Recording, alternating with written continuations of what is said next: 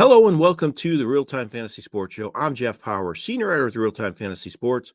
On today's RealTime Fantasy Sports Show, I'm going to give you 5 of my favorite waiver wire pickups for Week 7 of the fantasy football season. When I do these waiver wire videos, I try to give you guys that aren't owned in many leagues. I'm not going to give you guys that are owned on more than 50% of rosters on our site. So some players you might be thinking should be on this list, but a lot of them are already owned in a lot of leagues. So that's why I try to get some guys that aren't owned in many of them, and hopefully they can help you out and get you some wins going forward.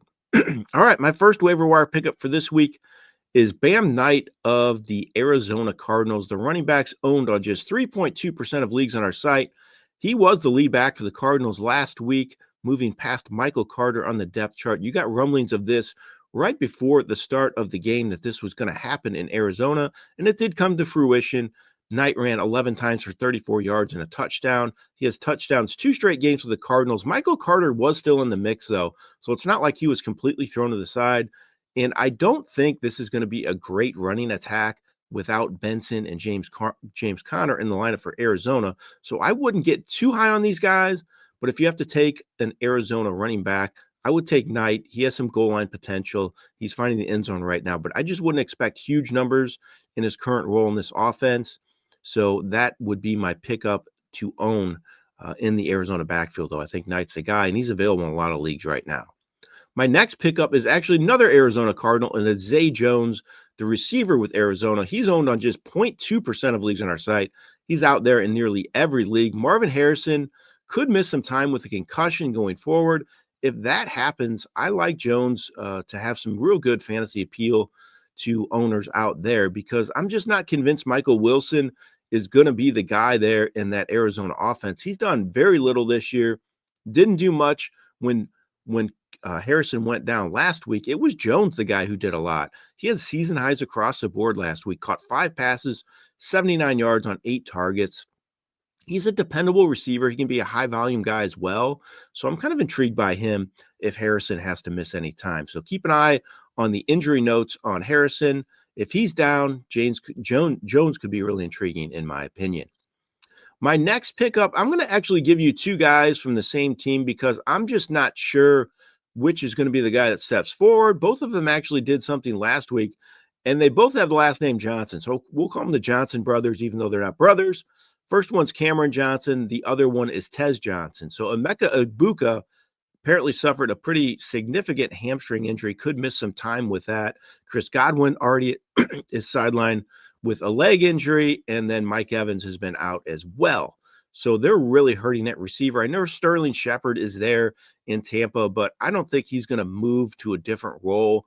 He's not really set up to play on the outside at this stage of his career, in my opinion. So I think either of these Johnson players could be starters for the Bucs if all 3 of those receivers in Tampa could be out again. Cameron Johnson last week, he was the big surprise. He caught 4 passes for 64 yards and a touchdown. He did not have a single reception or target before last week, but he got some chances, made the most of them. So he's kind of intriguing to me. And then Tez Johnson, he's owned on 1.0% of leagues on our site. So just 1.1 percentage point owned on our site. He had 9+ fantasy points 2 straight games now. He's getting more chances as well because of all these injuries. He has 7 targets his last 2 games, found the end zone last week. So Tez Johnson, I think, could be the more reliable of the 2 Johnsons. Cameron Johnson could be a factor as well, but I think Tez Johnson may get a few more targets. I think he's just kind of set up better for this offense. So if I had to favor one over the other, it would be Tez, but I think in deeper leagues, they're both worth taking a chance on. All right, my next waiver wire pickup is Oronde Gadsden of the Los Angeles Chargers, the tight end.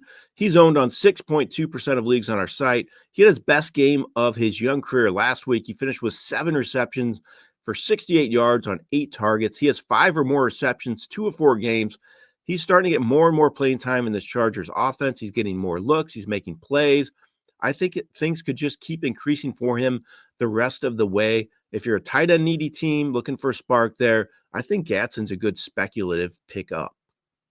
My last pickup for this week is another tight end, and it's Michael Mayer of the Raiders. He's owned on just 3.8% of leagues on our site. He returned to action last week after missing the past 2 games with a concussion. He got to start because Brock Bowers is banged up with that knee injury. I don't know when Bowers is going to return. I think they're taking it a lot more cautiously than they did early in the season when they kind of rushed him back. I don't think they want to hurt their star tight end. So if Mayer keeps getting starts, I like his potential in this offense. He caught 5 passes for 50 yards and a touchdown on 7 targets last week. Again, if Bowers has to miss any more time going forward, Mayer could be a low-end number 1 tight end as long as that's the case. All right, those are 5 of my favorite waiver wire pickups for week 7 of the fantasy football season. Good luck navigating those waiver wires. Hope you have a lot of success. This has been Jeff Paur for Real Time Fantasy Sports.